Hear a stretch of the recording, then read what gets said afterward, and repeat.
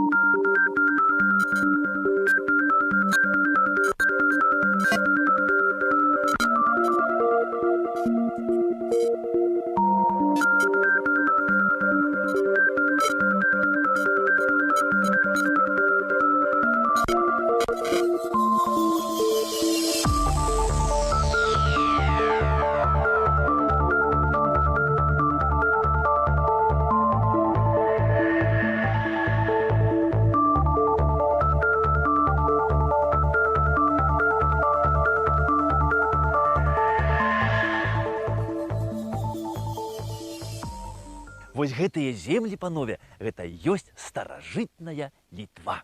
І належалі гэтыя землі заўсёды вялікім князям літоўскім. Ну, а вялікія князі літоўскія, бывала, гэтыя землі дарылі, канешне, сваім баярам за добрую, хорошую службу.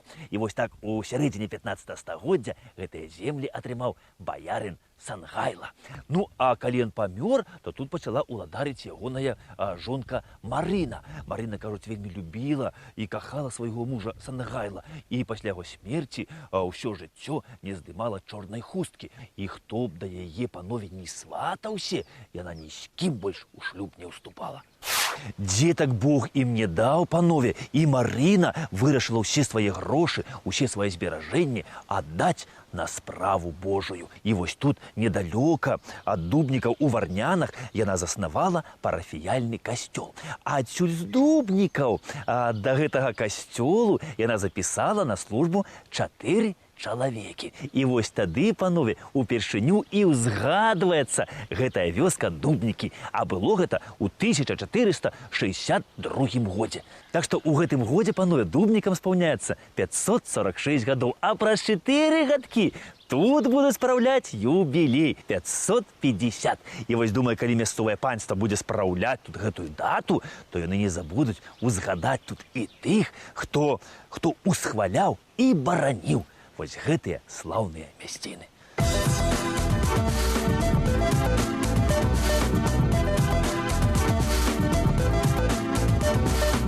Калі баярыня Марына, жонка Сангайлы, памерла, то ўсе гэтыя землі ізноў адышлі да казны ў дзяржаву, якую тады кіраваў наш слаўны князь Казімір IV Ягелончык. Энцыклапедычная даведка Казімір Ягайлавіч нарадзіўся 30 лістапада 1427 года. Вялікі князь Великое княства Літоўска з 1440 года. Кароль польскі з 1447 года. Памёр у Гародні 7 чэрвеня 1492 года. Малодшы сын Ягайлы і Соф'і Гальшанскай. Пасля абрання вялікім князем літоўскім Казіміра Ягайлавіча была ліквідавана дзяржаўная унія з Польшчай, і Великое княства Літоўскае захавала незалежнасць. Вярнуў у склад беларуска-літоўскай дзяржавы драгічынскую зямлю, якая раней была захоплена палякамі. З 1454 па 1466 год вёў вайну з Тэўтонскім ордэнам, якая скончылася Тарунскім мірам, паводле якога Гданьскае памор'е, Хэлмінская зямля былі далучаны да Польшчы. Казімір, панове, стаў вялікім князем, калі яму было ўсяго такі 13 гадоў. А справа тут вось у чым, панства. З-за розных міжусобных войнаў у нас была падпісана унія з Польшчай. Ну і наша беларуска-літоўская дзяржава вымушана была падпарадкоўвацца польскай кароне. Ну, палякі яны ўвесь час хацелі завалодаць гэтым нашым краем. І польскі кароль Уладзіслаў да свайго малодшага брата Казіміра, які жыў вось тут недалёка ў Вільні, прыставіў польскіх дарадцаў, якія сачылі ўвесь час за Казімірам. Але Казімір, хлапчук такі быў спрытны і пры любым выпадку стараўся так вось збегчы ад гэтых дарадцаў. І вось наша беларуская шляхта, панове, ну, на чале з раднёю Казіміра князямі гальшанскімі і друцкімі пайшла на такі хітры ход. Ну, яны аб'явілі ў Вільні усім палякам, што запрашаюць іх на вечарыну. Сказалі: хлопцы, прыходзьце на гулянку, будзе весела, як ніколі. З сабой можете нічого не несці, мы прастаўляемся. Ну, а як казаў персанаж аднаго вядомага фільма, што на халяўку п'юць і трэзвеннікі, і язвеннікі. Палякі прыйшлі ўсе, хто быў у Вільні. Ну, а частаванне ж было па-беларуску. Ад ежы і пітва сталы проста ламіліся. Ну і на гэтай вечарыне, панове, канешне, першая чарка паляцела арлом. Ну, другая, як водзіцца, сакалом. Трэцяя крумкачом, ну, а астатнія чаркі пайшлі так, ну, дробнай птицай. Ну, а як вы ведаеце, панстве, на такіх гулянках гэтай дробнай птушкі ляціць ой-ой-ой колькі. Ну, і польская шляхта крышачку так напілася. Ну, а пакуль яны адсыпаліся, то наша беларуская шляхта прысутнічала ў Віленскім катэдральным саборы на каранацыі Казіміра на великакнязскі трон. Ну, а калі палякі прачнуліся, ну, канешне, яны трошкі пакрыўдзіліся, даведаўшыся аб усім. Ну, але нашы хлопцы ім сказалі, што ну, а што ж вы хочаце? Хто рана ўстае, таму Бог дае, а вы хацелі доўга спаць і багата мець.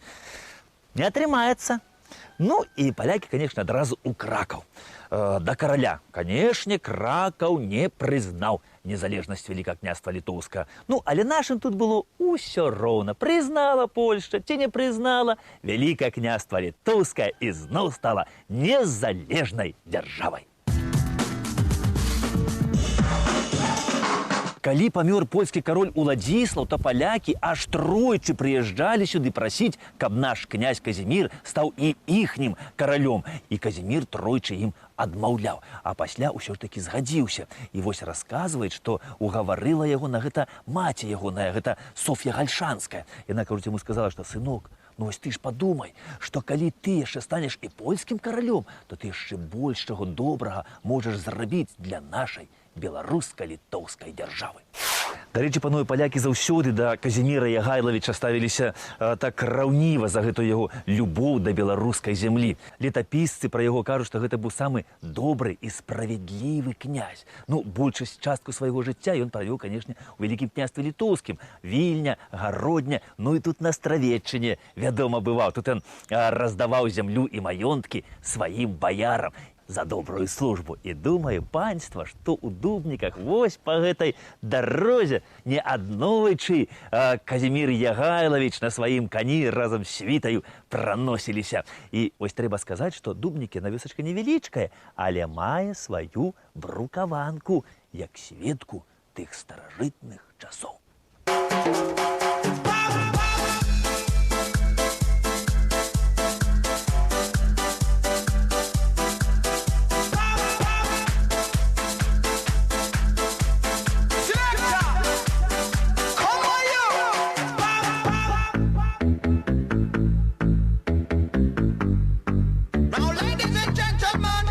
Great pleasure and no apology that we start this one once again. So come on you!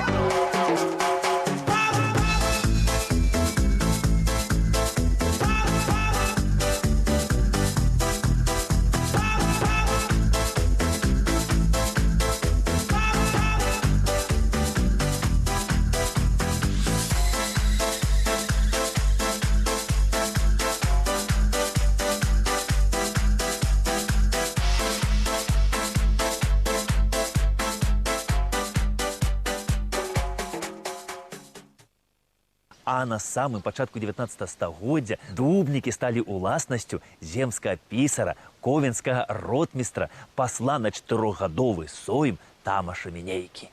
Тамашу Мінейку, панове, гэтыя мясціны вельмі падабаліся. Спраў дзяржаўных у яго было шмат, а паміж дзяржаўнымі справамі трэба і адпачынак добры.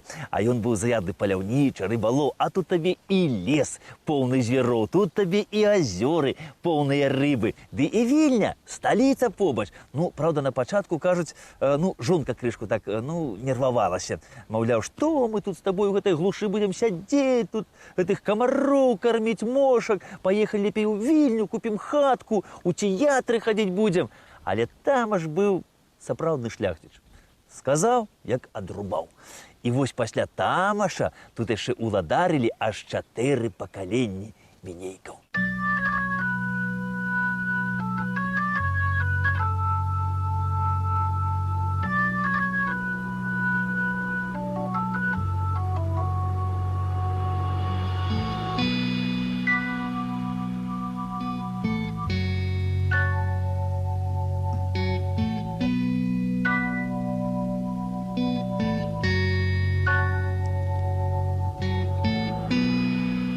When the sun goes to bed, that's the time you raise your head.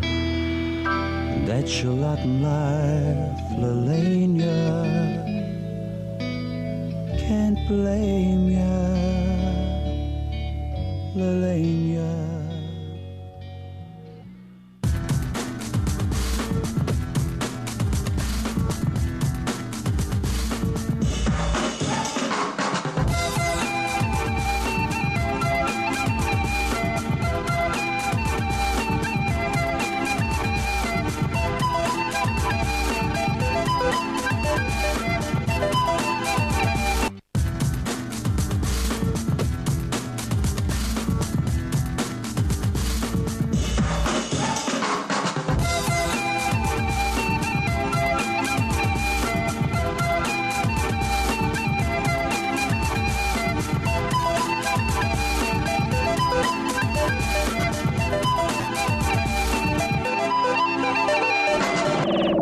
На пачатку, панове, Мінейкі жылі ў драўляным палацы тут, які пабудаваў яшчэ шляхціч Абрамовіч у 17 стагоддзі. І жылі яны, кажуць, тут нядрэнна, добра.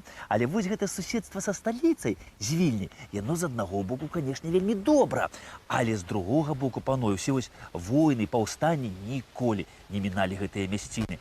І Мінейкі, як патрыёты сваёй бацькаўшчыны, яны прымалі ўдзел і ў гэтых войнах і паўстаннях. А падчас нават паўстання Кастуся Каліноўска адзін з Мінейкаў, ён быў камандзір паўстанцкага атрада. Энцыклапедычная даведка. Мінейка Зыгмунд Станіслававіч, псеўданім Баравы. Нарадзіўся ў 1840 годзе. Памёр 27 снежня 1925 года. Удзельнік паўстання Кастуся Каліноўска, скончыў Акадэмію генштаба ў Парыжы. У 1861 годзе вёў рэвалюцыйную агітацыю сярод сялян Ашмянска павета. У 1863 годзе паўстанцкі ваенны начальнік, камандзір атрада. 3 мая 1863 года Зыгмунд Мінейка быў схоплены і прыгавораны да 12 гадоў катаргі. У Сібіры быў адзін з кіраўнікоў рэвалюцыйнай арганізацыі ссыльных. У 1865 годзе уцёк за мяжу. З 1891 года у Грэцыі удзельнічаў у вайне з Турцыяй, закрыт. Ганаровы грамадзянін Грэцыі. Сам камандзір паўстанцкага атрада Зыгмунд Мінейка, ён паходзіў з Ашмяншчыны, а вось тут у Дубніках жыў ягоны дзядзька. І вось атрад гэты падчас паўстання знаходзіўся ў Дубніцкім лесе. І паўстанцы неаднойчы прыходзілі ў маёнтак пана Мінейкі, каб папоўніць свае запасы ежы і падлічыць сваіх параненых. А таксама тут яшчэ дзейнічалі паўстанцкія атрады Карла Ясевіча і Чаховіча. А пасля таго, як Мінейка Зыгмунд патрапіў у палон, то гэтыя атрады аб'ядналіся ў адзін пад кіраўніцтва Чаховіча. І вось Чаховічу падказалі, што трое сялян з Дубнікаў даносяць на іх царскаму войску. І Чахович адправіў сюды сваіх хлопцаў. Яны знайшлі гэтых сялян і спачатку хацелі павесіць, але адзін з паўстанцаў сказаў: мы ж не змагаемся з сялянамі, мы змагаемся за сялян. І ім усыпалі па 25 нага, які адпусцілі. І вось гэты дубніцкі лес, панове, ён яшчэ памятае тых паўстанцаў Кастуся Каліноўскага.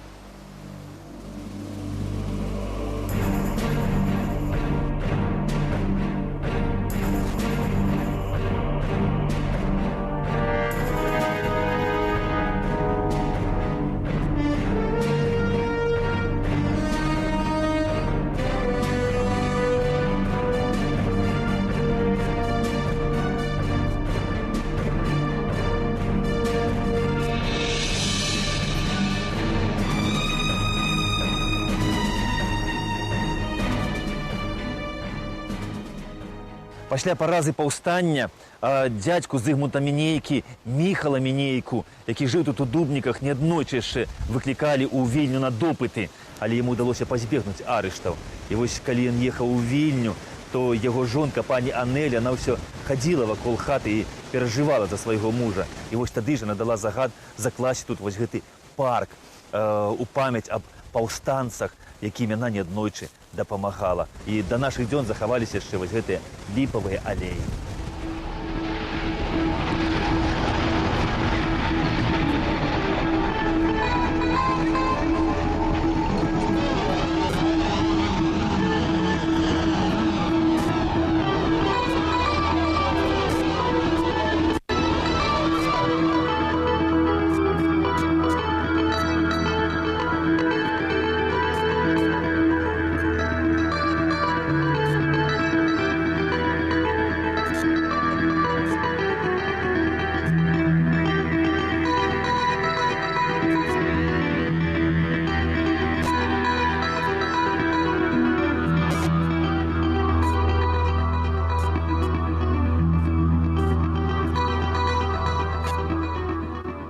А ў 1870-х годах, панове, у гэтым парку на старым месцы Браніслаў Мінейка вырашае будаваць новы палац. Дзеля гэтага ён запрашае сюды свайго сябра з Петербургу і інжынера Вайніцкага і, абмеркаваўшы за сталом невялічкія пытанні, агульнымі намаганнямі у 1878 годзе тут узнік вось гэты палац, які з невялічкімі зменамі захаваўся нейкім цудам і да нашых дзён.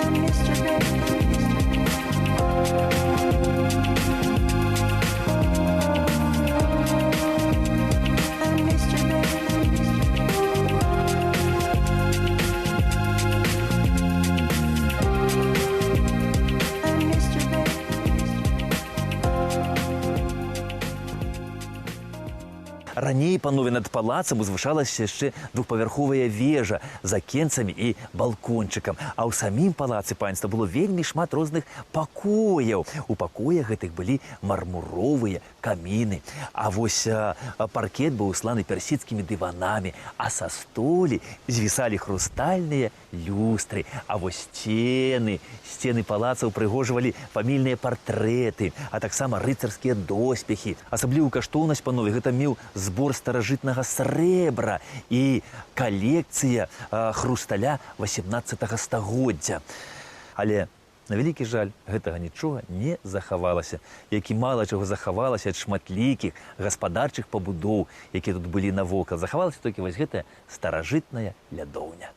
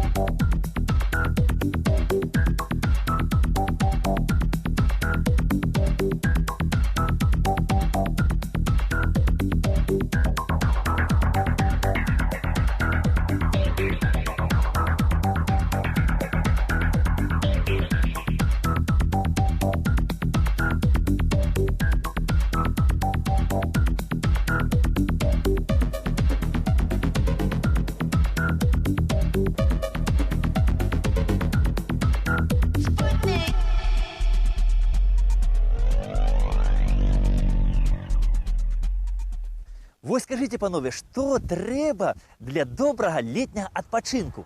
Правильно, каб свяціла сонейка і можна было загараць. А яшчэ так, каб вода была чыстая, як у беларускіх азёрах. А яшчэ, вядома, без мабільнага тэлефона МТС вам на адпачынку проста не абысціся, па якім вы зможаце патэлефанаваць сваім сябрам і паведаміць ім, у якім куточку цудоўным Беларусі вы адпачываеце. А пасля разам з сябрамі вы зможаце наведаць вось гэты цудоўны маёнтак Дубнікі. Дарэчы, МТС працуе тут выдатна. У 1880 годзе, панове, вось на гэты ганак ступіў у будучым знакаміты польскі пісьменнік Генрых Сянкевіч. А прыехаў ён сюды ў Дубнікі да дзядзькі сваёй жонкі. І кажу, што гэтымі мясцінамі знакаміты пісьменнік зачараваўся адразу ж і стаў тут частым жаданым госцем. Дык вось, панове, менавіта тут у Дубніках, у палацы паноў Мінейкаў, знакаміты польскі пісьменнік Генрых Сянкевіч пісаў свой раман «Пан Уладыеўскі». А вось прататыпамі герояў гэтага яго рамана сталі ніхто іншы, як яго сваякі, паны Мінейкі, а таксама мясцовыя жыхары. Так што, калі вы будзеце чытаць, панове, гэты раман, дык ведайце, што напісаны ён быў менавіта тут, а вобразы гэтага рамана спісаны з мясцовых жыхароў. А вось гэтыя сцены, панове, старога млына, памятаеце яшчэ, як тут, ля млына, каля возера прагульваўся знакаміты пісьменнік разам са сваімі героямі. Вось па гэтай алеі, панове, якая вядзе да палацу Мінейкаў, неаднойчы праязджаў і Генрых Сянкевіч. А цягнула яго сюды яшчэ і тое, што яго продкі калісьці жылі вось тут, на Беларусі. Так, панства, продкі Генрыха Сянкевіча паходзілі з беларускіх татар, якія пасяліліся тут у нас яшчэ ў часы Вітаўта Вялікага. А недзе на пачатку 19 стагоддзя яны прынялі каталіцтва і пераехалі ў Польшчу. І вось тут, у Дубніках, Генрых Сянкевіч любіў хадзіць з мінейкамі на паляванне. І пасля у сваіх творах ён апісваў гэтыя беларускія лясы і палі. І кажу, што менавіта тут ён задумаў свой знакаміты раман «Патоп». Дарэчы, панове, у Дубніках жыве далёкая сваячніца знакамітага пісьменніка. І яна нам распавяла яшчэ пра апошніх гаспадароў гэтага маёнтка. Знаёмцеся, пані Марыся Сянкевіч. Татусь і мамуся мае былі у пана Мінейкі. Татусь фурман, а мамуся была поваром. І я радзілася ў 38 годзе. Пан быў вельмі добры, і мамуся захацела з татусем, каб яны мяне пахрысцілі. Пані пайшла кумой, а пан кумам. І мяне хрысцілі ў варнянскім касцёле. Яны былі вельмі добрыя, мамусі да татуся, і хацелі апісаць на маю фамілію, на маё імя, гэты маёнтак. Пачалася вайна, і пан з паняй з Дубнікаў хацелі выехаць. Но не ўдалося, і пана злавілі ў лесе, у Катлоўскім лесе, і там пакончылі з ім. А пані перавёз, хто-то там яе перавёз. Но сказалі, што яна хворая была, прыступы яе былі, і яе перавязлі тайком. Такі лёс быў маіх красных.